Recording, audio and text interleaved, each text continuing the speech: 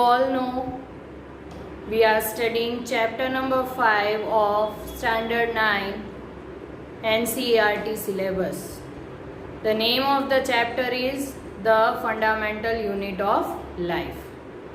In this chapter we studied about cell, who discovered cell, what are the characteristics of cell, what are the main components of cell, who discovered the different parts of the cell or who had given contribution in the field of cell biology. This all we have already studied. Then in the last lecture we studied about the main component of the cell, that is plasma membrane or cell membrane. As we all know, cell membrane is also known as plasma membrane and it is also known as selectively permeable membrane, as it allows or it gives the permission to various components to enter or exit the cell.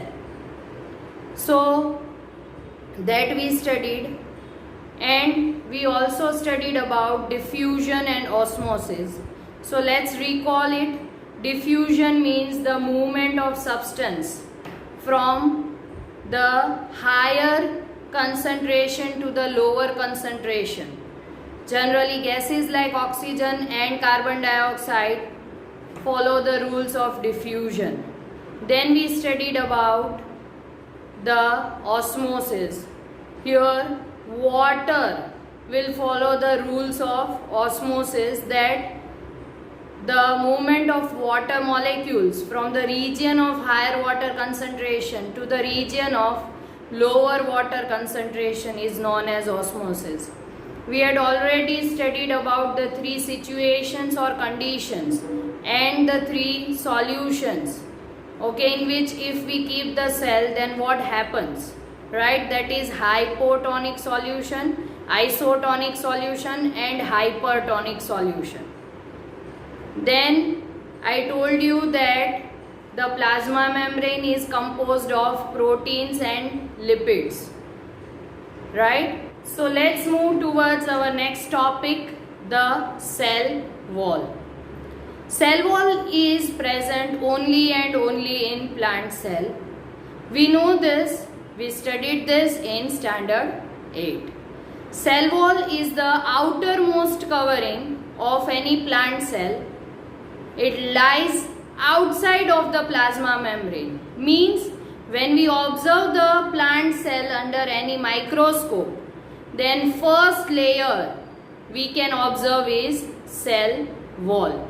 Then we can observe the cell membrane. So cell wall is very rigid outer covering present in the plant cell. Rigid means it is very strong, okay, it is not flexible, right? So it is a rigid outer covering present only in plant cell. The cell wall is composed of cellulose. Now this cellulose generally present in plants, it is very complex substance and it provides structural strength to plants. What is the function of cell wall? It allows the plant cells, bacteria and fungi to withstand the greater changes of surroundings without bursting. Means cell wall also present in fungi and bacteria, right? So the cell wall allows or permits these cells to withstand the dilute solution, means hypotonic solution, without bursting it. Means what?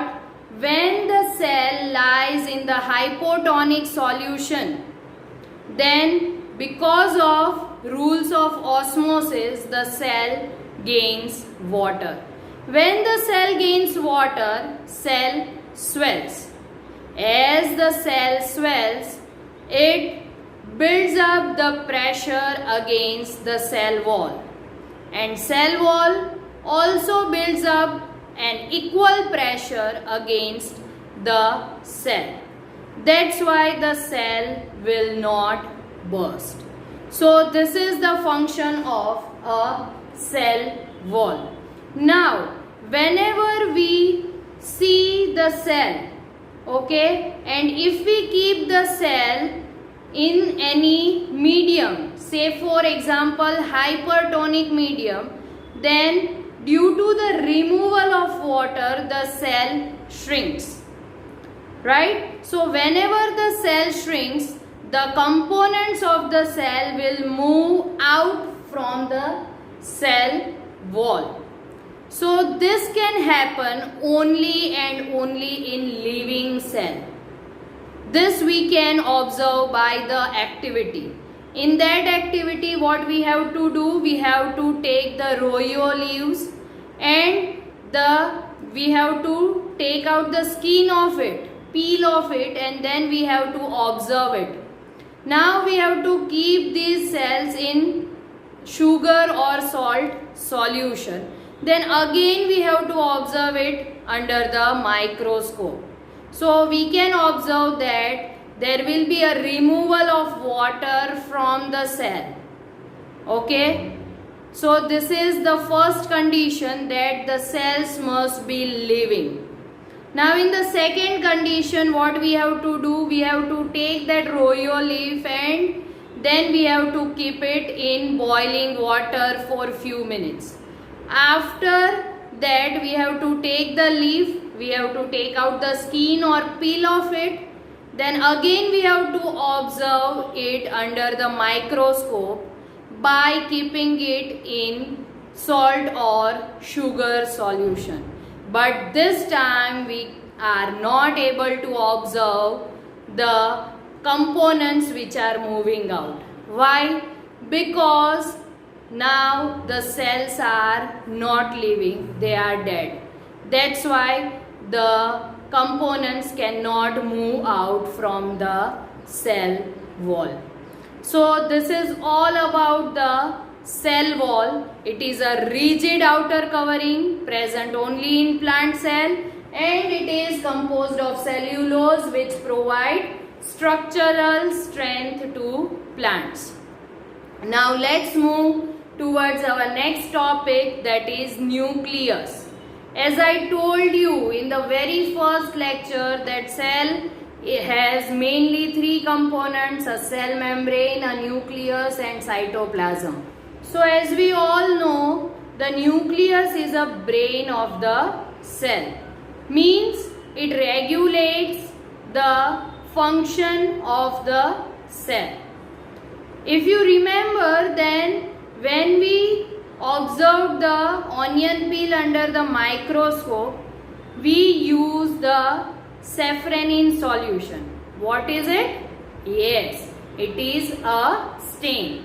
Why we used it? Because as I told you that without the safranin, if we observe the cell under the microscope, then we cannot observe it properly as it is transparent. So we use the safranin to color it.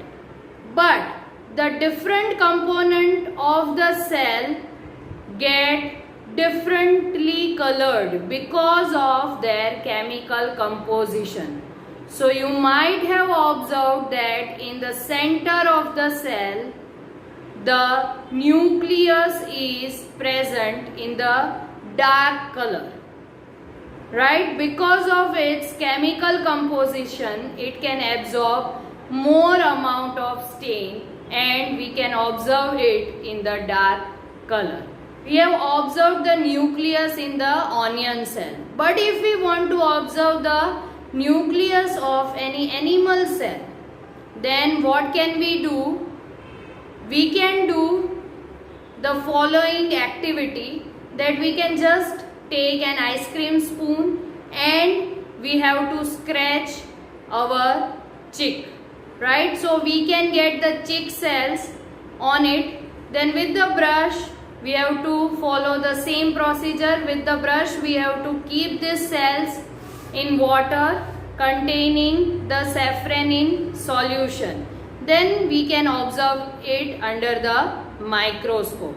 So instead of safranin solution, we can also use the different stains available in our lab, that is methylene blue, iodine solution, etc.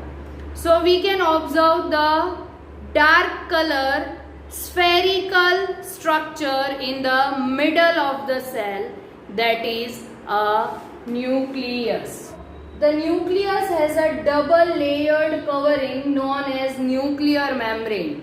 As the cell has a covering known as cell membrane, the nucleus is also having the double layer covering, okay, which is known as nuclear membrane. This nuclear membrane has pores, means holes.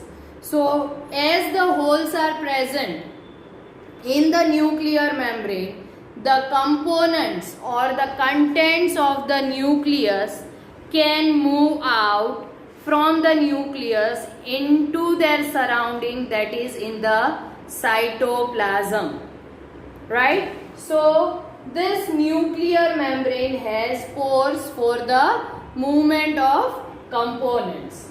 Then next is the nucleus contains chromosomes. So nucleus shows, means when we observe the cell, when we observe the nucleus, we can see the chromosomes when the cell is about to divide, okay, but when the cell is not about to divide, then we can see chromosomes as the thread-like structures in chromatin. So what are these chromosomes? Chromosomes contain information for inheritance in the form of DNA.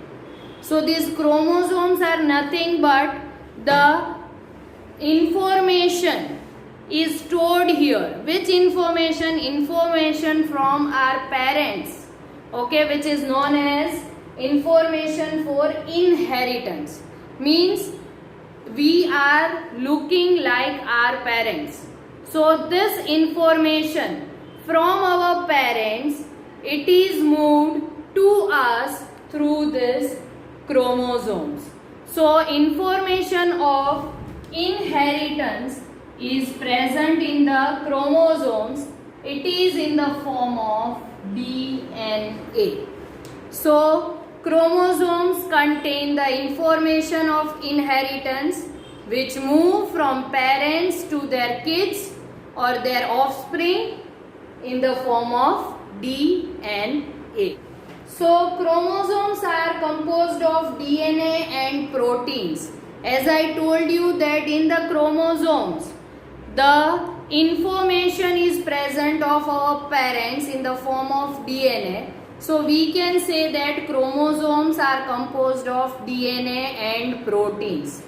The full form of DNA is deoxyribonucleic acids, right? So this full form you must have to remember, deoxyribonucleic acid, the full form of DNA. So chromosomes are composed of DNA and proteins. The functional segment of DNA are genes. Means the main segment, okay, of DNA are genes. These genes carries the information, okay, of our parents, which will transfer from our parents to us, from us to our next generation. The DNA contains the necessary information for constructing and organizing the cell.